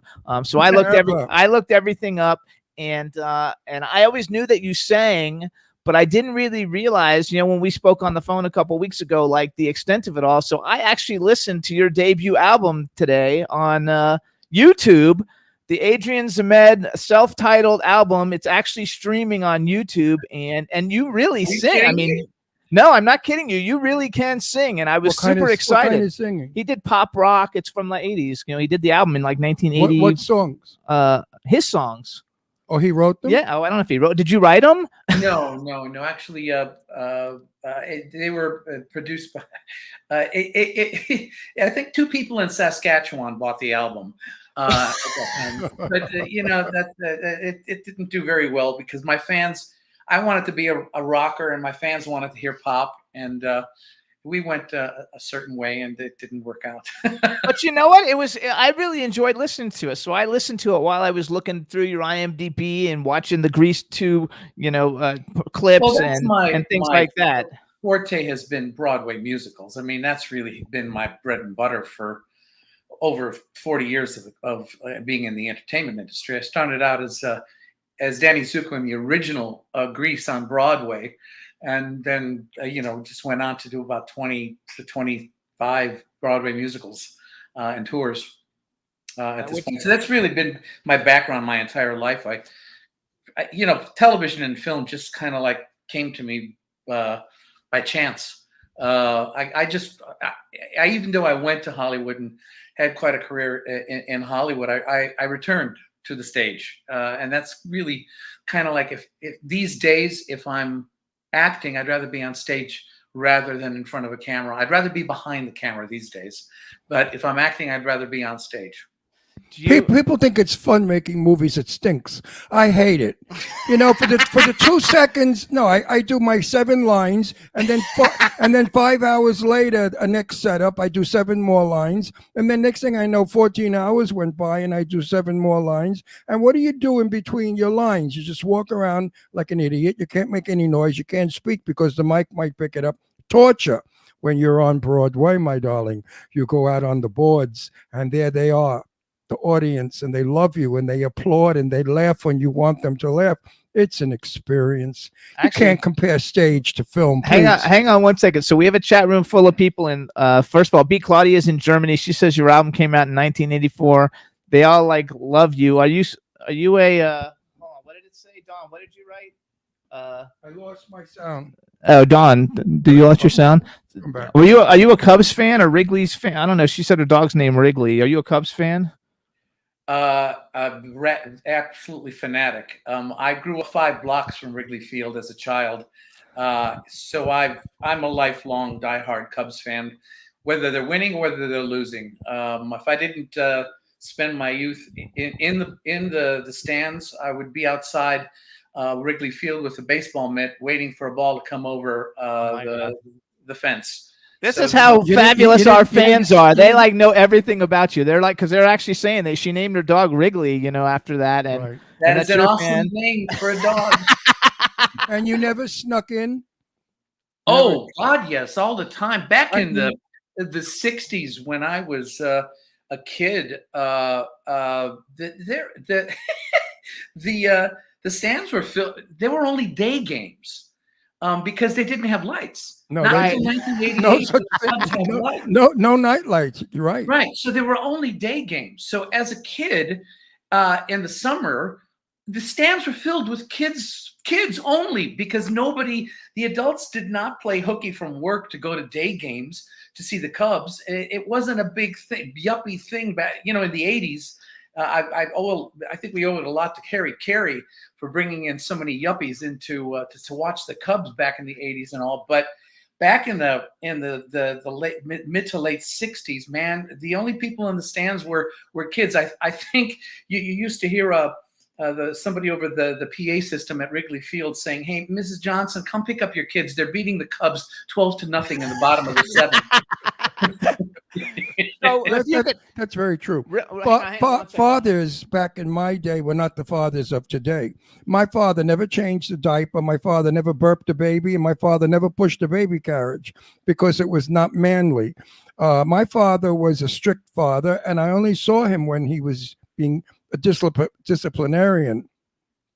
So I grew up kind of without parents. I had parents, wonderful parents, but I didn't have the parents that parents are today. I didn't have birthday parties. Nobody took me to a foreign place for my birthday like they have today. They go to God knows where, to Europe for a birthday party. And we grew up different. So we snuck into the Astoria pool for free, and we snuck into all the stadiums to watch baseball games. We were good sneaks. We learned. Well, you grew up in the city, so did I, and I grew up in the middle of Chicago. And when I was 5 years old, and I'd walk out in the morning, and I wouldn't come back until the evening, even at that age. Me too. Me too. Because the city was my playground. I was raised in the Brooklyn projects, the Red Hook projects, and there was a park called Coffee Park, which was about 4 blocks away, and they had sprinklers going, water sprinklers. And I was about 4 or 5 years old. I'd ride my tricycle, my little 3-wheel bicycle there, get out, take off my clothes, be in my underwear, and go under the sprinklers, and then go home and get a beating because I crossed the street. And I was told, never cross that street. That's hilarious. Yeah. So real quick, do me a favor. So say hi to Don Hinton in the chat room. Hi, Don. And then we have B. Claudia in Germany. Hi, B. And Teresa in Florida, because they're 3 of our biggest supporters, and they're actually just throwing all these facts in here all about and say hello to my dear friend Meg Rudick. Oh, and Jeff Caperton. Say hi to Meg and Jeff. Jeff joined us because he's a guest, actually. He's an actor who comes on the show often, and he is in the chat room because of you. So there you go. Thank you. And my friend Meg is my Grace Kelly lookalike. She's my beautiful friend who I'm crazy about. Okay, so let's talk a little bit. So first of all, do you, because you're still working on Broadway, and we always ask a lot of actor questions, but like, do you have difficulty remembering lines, or is it just still come very easy for you? No, it's pretty easy. It's funny. Lines have never been a problem for me because if it's well written, it's easy. Hallelujah, hallelujah, hallelujah. You finally said something that I've been saying for so long. The shitty lines I get, who the fucking remember them? I mean, you know, I play a wise guy, a tough guy, a mafioso, a killer, right? And I get a line like, "Oh gosh, darn shucks, stop that." I mean, Right, yeah, you know, yeah. that doesn't work, baby. Let's really get real. Some writers just, oh, I don't know. I agree with you, my buddy. No, Yes, yes. it's very easy to memorize lines that make sense. It's the thought. Yes. Oh, I love It's him. the thought that you memorize. And Can I once make the out? thought Can I is make there, out with you words for an come hour? naturally. Can I make out with you for an hour? I mean, I love you. I love you. You're saying everything I've been saying for years on this show, and nobody really understood me. Thank Yeah. you. I'm so happy. I think that's hilarious. So let's talk a little bit, because Grease 2 for me was like a really big deal, and we've actually several people in it we actually knew. We actually have had Eddie Deason on the show, and Ron was Oh, really I love Eddie. Ron was friends with Tab Hunter, and he also Very good and he friends with interviewed. Tab. Ron used to have a show called Set the Record Straight, and interviewed all the Hollywood legends, and so he Tab actually was interviewed. he is such a great human being. I love him. I miss him totally. And Lorna left. I know Lorna also. Yeah, I've I know. That's interviewed why I'm Lorna. bringing it up. But Well, Tab, Lorna- let's talk about Tab Hunter. Buddy. Tab Hunter was a buddy. Tab Hunter was real. Tab Yeah. Hunter was kind, sweet, generous, giving, loving, adorable. I love the man to pieces. We also had Christopher McDonald on our show. So in Greece too, we've had Yeah, Chris. four people on there, not including Maxwell Caulfield, Michelle Pfeiffer, Sid Caesar, Dee Dee Khan, Connie Stevens, and Dodie Goodman. So tell us a little bit about, now that I know you actually were singing like all that like stuff, because I watched about 15 clips today, you know, of it, and you performing and stuff, which you were fabulous, you know, in it. You're really, really good. And that was a really, I mean, I think that's, I don't know if that's your biggest credit, but that's a really big credit, you know, that how everybody like knows you as soon as we mention your name. That and TJ Hooker, it's like made you like an overnight I really know superstar. him more from Broadway. I have to. Well, I'm a New Yorker, so I know Broadway, but I really know his name from Broadway more than I do from film. I can't think of one Broadway play that you Grease. Grease. No, I never saw Grease on Broadway. So I've Hang seen. on, go back though. 'cause I wanna know talk his about- name. I've seen I him want in to go other back to things. Grease too. I want to go back to Grease too, though. Actually, another thing I found very cool is the fact, because we have a lot of friends that are in the Sharknado movies, and basically they only pick icons, you know, to have those cameos. And the fact that you were in Sharknado 4, which we had actually a whole bunch of friends of That ours are in that Sharknado 4, I saw you in that. and I also. Wayne Newton and I were killed by the sharks in the opening credits Yes. of one of the movies. Yes. You know, when Jimmy told me we're going to watch Sharknado, I said, "What's that about?" He said, "Well, sharks fall from the sky and eat people." I said, "Get the fuck out of here! Are you kidding me?" Oh, you got to be kidding! That's got to be a real piece of shit. Well, when I saw it, I loved it. I thought it was. We watched all of them. I thought it was a high camp. It was so stupid and so funny that I loved it. It was fun Definitely movie. a throwback to the days of spoofy, science fiction movies. Yeah, like and all. Kill If you a wanna know a little Tomato. bit about Grease 2. Yes. I had just I had left I had done the original Grease on Broadway, and then I did the Tommy Tune revival in the 90s. Tommy Tune revival. There you go. Yeah, and then in between all of that, I did several tours and stuff. So it's funny. Nobody has played Danny Zuko more than I have in the history of the Broadway show. I actually played Danny in 3 decades, which is kind of unheard of. But Grease 2 came about because of I really owe it to Pat Birch. Pat Birch choreographed the original show on Broadway, and Pat Birch directed Grease 2, the movie. And she was given the task of doing a sequel of Grease, a very successful movie, and they wanted because John and Olivia didn't do it. They were doing a whole different take on Grease, which was really kind of original what they were trying to do. They kept all the teachers, from in the school, but the old 1959 class had graduated. So now it's 1962, a couple of years later, and here is our graduating class, and it's all a bunch of new greasers, except for Frenchie and for Eddie Deason. We're really the only two characters left over because they were the youngest of the greasers. Wasn't the guy the bad guy in the first Grease? Oh yes. He was in it too. Yeah, I forgot his name. I apologize, but he was in it too. I don't know if he was a student though, but he was in it. No, he was never a student. He was just part of a gang. Yeah. Okay. Got it. Okay. Cool. And anyway, because of the nature of the way it was, Pat really wanted to have me in the movie because I had just left the original show on Broadway by about a year. So I was really basically bringing my Danny Zuko to the screen in the character that I was playing. But they wanted a rock star. Alan Carr and Robert Stigwood really wanted a rock star in that role because Maxwell and Michelle weren't names at that point. So they wanted names in a couple of the other roles. And they really... It was really Pat Birch was my champion because she brought me in right after they would audition a rock star. She'd bring me in right after that, and I'd audition again.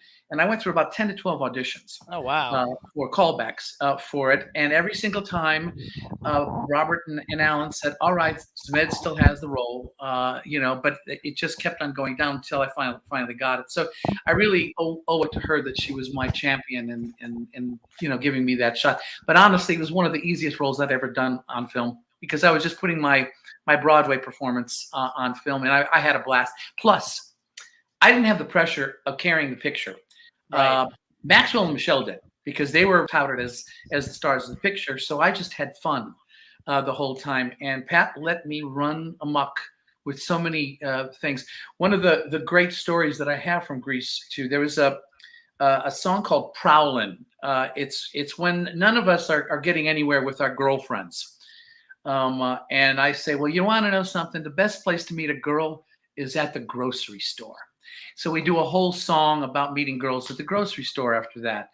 And the way you do it in movie musicals is you record the song first before you ever shoot it. Okay, then you lip sync it as you're doing it. And we were in maybe month 3 or 4 of the shooting schedule. We were way behind schedule, and we had just recorded it, and we only had maybe 2 weeks left of shooting time to finish the movie. And they weren't going to film that song. They were going to only use it as part of a song at the talent show. But when they heard the recording, they said, wow, this is one of the best songs in the show right now. We've got to record this. So literally, Pat came up with an idea. Pat Birch, the director, came up with an idea on how to shoot this one entire song in a 24-hour period, which is unheard of in film. It's really unheard of. Because of camera angles and locations and stuff. So we had a night shoot at a gas station, and we started the song at the gas station, and then we finished it in this high school auditorium as if we were rehearsing it for the talent show. Oh. Mm-hmm. And she and the editors and the director of photography spent that night figuring out how to shoot it and where to shoot it and everything. And I and the guys kind of like choreographed that number on what was comfortable for us to do. So that was one of the really cool. It was almost like doing theater on film because we did it in a 24-hour period, and we almost had to like do it in one take. So many of the shots. So it was almost like doing it live. It's cool. It's a movie that still holds up. I mean, I watched it a few times. It's got a lot of good songs in it, and good dancing and good choreography, and it's campy. And also, it's from my day. So when you ride up on the motorcycle, you look great. Right. It's funny. I had never been on a motorcycle before that movie, and I had gotten so crazy about being on that motorcycle. I used to like steal the motorcycle at lunchtime and do crazy things with it. I literally flew off the handlebars about 7 or 8 times. They finally started locking up the bike so that I wouldn't somehow. So you wouldn't take off with it. Well, because if he hurt himself, there you go. How are they going to continue without him? It happened on Hooker many times. We did our own stunts, and I there was a 2-week period where I couldn't walk. So they stuck me behind the desk at times. And there's a reason why you have a stunt man or a stunt woman. Definitely. You're putting a lot of people out of work. Absolutely. But you're holding up a film. Yeah, I am fortunate to have been in a cult classic. I mean, right now, today, Grease 2 it ousells and outrents Grease 1. And I think it's because it's a lot more kid friendly, to be perfectly honest. The movie's not about a girl getting pregnant and knocked up and a girl changing and turning into a slut, as the first one was. Yes, I love it. I don't remember that in the first one. What are you talking about? That's the one. The whole first one was all about that. Who got knocked up? Rizzo. Yeah, Rizzo gets knocked up. Oh, Rizzo. Well, Rizzo was a slut. Anyway, no, I mean. She was the whore of the whole. That's his whole point. That was his point. No, but no, I meant she wasn't the central figure. She was just one of the characters. No, yeah. It was what's his name? John Travolta. Travolta, and they were the star. And that wonderful song at the end, I loved it. When she's in the black leather. What's that song? Right, but think about it. Today's standards. She is a girl who was a good girl, a nice girl and everything. And then she kind of like turns somewhat very slutty at the very end to please her man. No, you're right. It's like today. That's funny though, because my favorite song is Rizzo's "That There Are Worse Things I Could Do" from the first Grease. Yeah. That's my actually favorite song of the whole thing. What is the song that they sing? That Coming Alive, Singing Alive? No, Grease. What is it? We go to Saturday Night Fever. I love that song. We go together. I know there's a whole bunch of them. I know all the songs from the first Grease. Yeah, I love those movies. I think they're classic. We watch them all the time, especially now that we'll probably watch Grease 2 now that we've had you on the show, since we haven't seen it lately, because since we know so many people in it, it'll be a lot of fun. So then how long was it from when you went to Grease 2 to TJ Hooker? Actually, the story with that is that I shot the pilot of Hooker in January, and we found out that we were picked up, but not as a regular as a fall show. We were picked up as a fall replacement for shows that might fail. But so I was on contract to the show for and I couldn't do another TV show, so my agent started looking for a movie, and it just happened to be that Grease was shooting in that year, and I think the shooting started somewhere in February, March, and all, and it literally fit in perfectly because Grease had not even, Hooker had not even aired at that point. So we shot Grease, and then in the fall we shot 8 more episodes of TJ Hooker when we were picked up, and that following year Grease 2 was released while Hooker was on the air in the first year. Yeah, that had to be a wild ride for you, because then you're on the most popular movie and the most popular TV show. Well, also made his salary go up. Let's not forget that. That's the most important part. So I wasn't out yet when TJ Hooker came out, but I always my whole life have had a crush on William Shatner. But then in my straight persona, Heather Locklear was my ideal woman. So it was my favorite show, because the not out me yet loved Heather Locklear, and the gay me loved William Shatner. So how was that working with William Shatner and Heather Locklear? Because they're still very iconic. Oh, I love them both dearly. Look, I was one of the luckiest guys in Hollywood to suddenly be opposite William Shatner, and an iconic, legend even at that point. The funny thing about Hooker was the pilot was about 12 rookie cops, and it was a 2-hour pilot. It was a TV movie that was a backdoor pilot. And Bill was the sergeant at the academy, teaching and mentoring these 12 cops. But from the pilot to when it was picked up, literally 11 guys were not brought back, and I was put in the squad car with him. And the whole concept of it kind of changed a lot.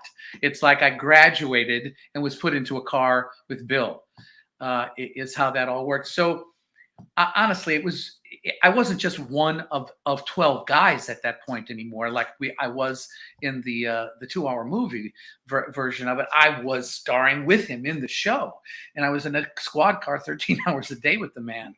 And he was my mentor. I mean, I just I had not had a lot of experience in front of a camera, and acting in front of a camera and on stage is completely different in terms of the energy that you give. And just honestly, just watching him in a close up, it helped me move on, to make adjustments with my own performances at times. Plus, Bill's a funny guy. He has a great sense of humor, and we kept each other alive by joking with each other constantly, on that show for 5 years. Love it. I'd like to explain. Heather came along, and God, who wouldn't love working with Heather? She's one of the most fabulous in the world. So I'm really big. I want to explain something to our audience. The difference from stage to theater to movie is on stage, you're bigger than life. In film, you're smaller than life. That's the difference. When you act for a camera, you underplay it. But when you're on the stage, you have to be big. So it's difficult for a stage person to come into film because they're so used to being big that sometimes they look like Norma Desmond, Right. I teach master classes at Stella Adler occasionally, and it's a class called Theater to Film. Because when I graduated from acting school, which was Goodman School of Drama in Chicago, I didn't have any experience in front of a camera. So when they asked me to teach there, I said, let me think about it. And what I didn't have was that experience in front of the camera, and I had to learn on camera and go to watch the rushes and the dailies. For the people out there who don't know what rushes and dailies are, it's the stuff that you shot the day before, and at lunchtime you usually watch what you did. But this theater to film, the biggest thing that I say to the students is, on stage you are lifelike. On film you have to be life. Exactly. And there's a huge difference in the energy of doing that. And you do need your whole body on stage to convey that to the last seat, the last row in a theater. Whereas in film, it's all right there. It's all right as a close up in the face, and the eyes are the windows of the soul. And if you're not really, what do I always say? Yep. If you are not in the moment and honest to the material and really feeling what you are doing on camera, you're boring. It's a boring performance, and people will go to sleep. You cannot fool the camera. Don't ever try. Right. It's the best lie detector in the world. Oh yeah, you can't fool it. The camera picks up the most minute thing. I did stand-up comedy in nightclubs for 46 years? Yeah, 46 years. So I was so used to live audiences, hitting the button for the laugh and waiting, pausing, let them laugh long enough, come back. That when you're doing a movie, it's not that way at all. You have no control over the camera. The camera controls you, or if you're lucky, a director. Right. Today, the directors stink anyway. I had maybe one or two good directors in a few movies. How about you? You have any good director? I was directed by Sidney Lumet when I was 19. Ah, cool. And from there now, it's downhill. Who's the best director? Who was your best director? Oh my God! Honestly, look, they're far in between, because most, if in terms of television, not necessarily film, but in terms of television, most directors are ex-cameramen who you graduate to do it, and they really don't know a lot about acting. They're hired to set up shots and efficiently get through a day without going overtime and paying the crew extra money. So the performance is really left up to the actor. Whereas in film, it's a lot more organic, and you take more time and you rehearse more and all. But look, I'm going to go back to Pat Birch. She was one of the best directors I've ever had on film, because she trusted the actors and she let the actors explore. And that's a good director. And do things and stuff. Another terrific director that I had was actually the first horror picture, first movie that I ever did with Daryl Hannah and Rachel Ward, was called The Final Terror. And Andy Davis was the director. He went on to direct The Fugitive, the movie. Good direction. And all. And he was quite a terrific director too. But I had the great pleasure of being directed in television by some really, really fine directors who were actors directors. For example, the first TV show that I ever did was called Flatbush, and it was one of those hybrids of Lords Saturday. of Flatbush, right? Right. It was like a hybrid from the Lords of Flatbush. No, it was actually more like Saturday Night Fever. It was okay. It was one of those, there were like 10 shows that came out after Saturday Night Fever hit the airwaves. Italian Mafia Brooklyn put down. Right.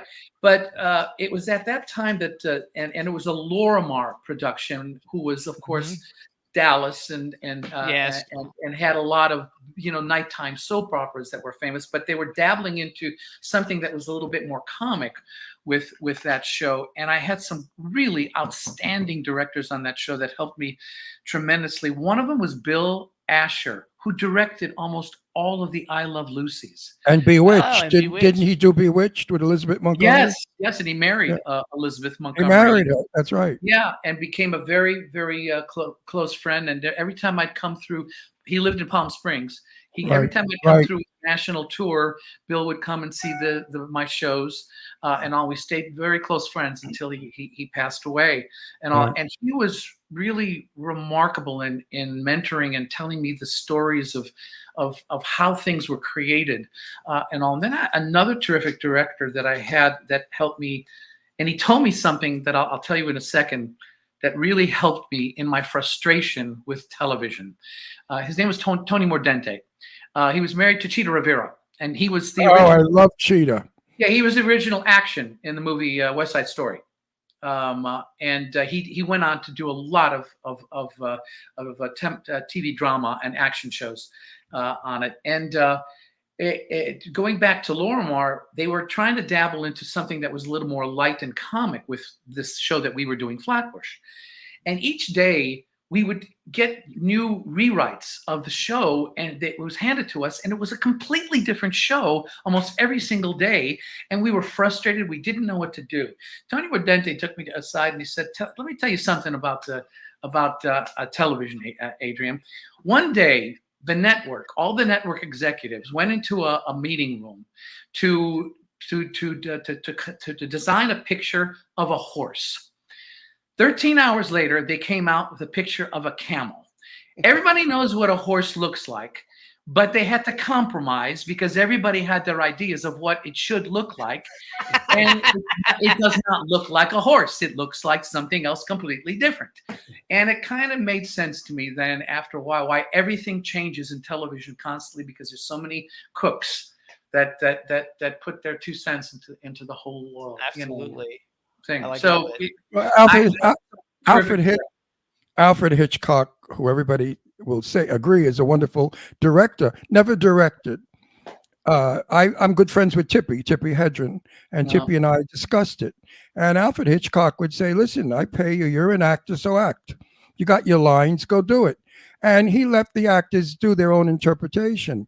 And one scene was where in The Birds, where Tippi was supposed to go into the room where his mother, I forgot her name, the wonderful actress, the old lady, what the hell was her name? Anyway, Tippi was supposed to go into that room and give her tea. And Tippi went in and played it really bitchy. And that's the only time that Hitchcock ever said something. And the actress that she was playing it to, the wonderful old lady, said, the audience will like you better, Tippi, if you're sweet. Being bitchy to me now is not going to work. And that was the only time Tippi said she was ever directed, was when they said, play it sweet, don't play it bitchy. Yeah. One of the things that I learned early on was no matter what character you're playing, there has to be a touch of vulnerability to the character for people to like you. Even if you're a tough guy, like for example, my Johnny Nagarelli in Grease 2 was supposed to be the tough guy leader of the gang, but he was very vulnerable. And I discovered that early on, that was a much more likable quality when people, well, first of all, I knew what the magic of Grease was, that they were kids in high school who are trying to be tough, but they're not. They're high school kids.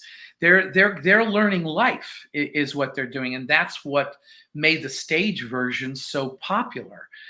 Because that's in fact, I think Grease 2 actually captured more of the essence of the stage version than the first one, because the first one became a vehicle for John and Olivia and was more about them, whereas Grease 2 was really more about the two gangs of the Pink Ladies and the T-Birds, right. And every one of the characters were quite vulnerable and making mistakes constantly, in the show. Even my character was supposed to be the guy who was in control all the time. No, but being vulnerable, I agree. When I always play a very tough, mean Brooklyn wise guy, killer, murderer, gangster. I don't play it hard, because if I play it hard, people will just like me. I play it stupid. And when you play it, no, really, when you, like, in other words, let me just speak to you. Get over here, Eddie. What do you think you're doing over there? You're going to do something for me? No, you're not doing anything for me. Hey, give me a break already.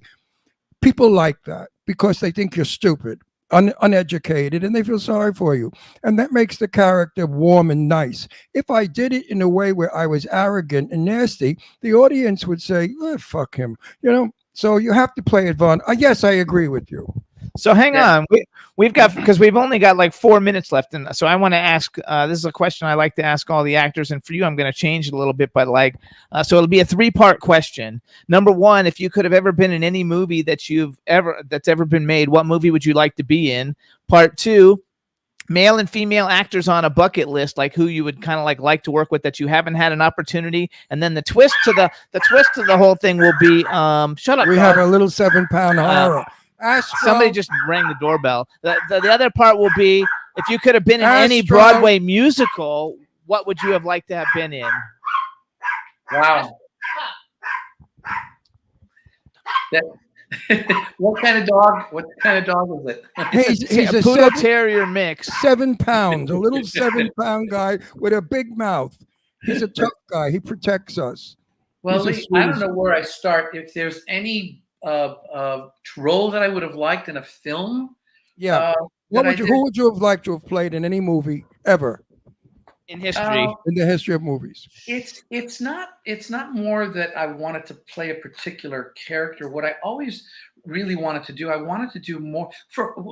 Fortunately, I was in a cop show where I did a lot of physical action stuff, but I always wanted to do a period piece, and actually, do more action. I wanted to do more action period pieces.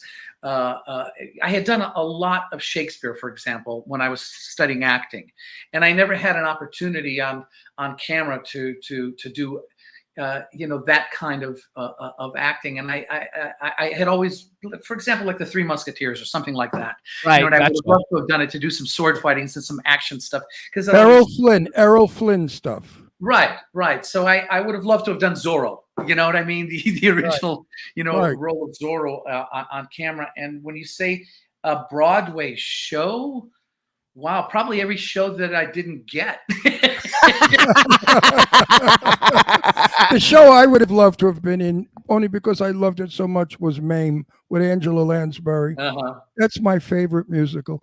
And I would have just loved to have been a piece of furniture sitting on stage with her. I wouldn't have had to have a line. I had the great honor of doing a Murder, She Wrote with her. What a class act lady. I love her. I've met her a few times, and I love and adore her. She's a classy lady. She's got style and beauty at her age still. She's 90-something, and she's still a beautiful woman. Yeah. Now, one of your other questions was, is there somebody that I would have loved to have worked with? Honestly, because of my theater background and everything, I would have loved to have even been an extra or a small role in theater with the show that starred Laurence Olivier. I would have loved. That's terrific. I would have loved to have experienced his work process. Yeah. In both on stage and on camera, because he was different. He approached it differently. I love that. So many books about him and everything. So those are, I guess, to answer those 3 questions. He was all style and class, and he liked to put on fake noses. So he would change his persona. He didn't care about his looks. He didn't want to be pretty. he wanted to be an actor, and it shows in his work. So everybody, this is Adrian Zmed. He is on Instagram, even though he doesn't post that often. It's at Adrian Zmed. And to be perfectly honest, it's usually my wife that's posting on Instagram. There you go. Check out all his stuff. We want to thank you for coming on the show. We got like 30 seconds left, so we want to thank you for coming on the show. You're a true talent. Congratulations on all your past successes and future successes coming up. We really appreciate you coming on the show. We think you're great, and the chat room and everybody loved it. And we will see you on the silver screen. Absolutely. There's a quick plug that I do want to make. I have before the pandemic hit, I was on tour with a beautiful little show called Middletown. The pandemic slowed it down, and they're going to start booking it again in 2023. So look for a beautiful little play called Middletown coming to you somewhere in a town in America in 2023. We'll bring you back on and we'll promote it. When it happens, we'll do it. There you go. Okay. Perfect. Meanwhile, Thank you so much. have a good one.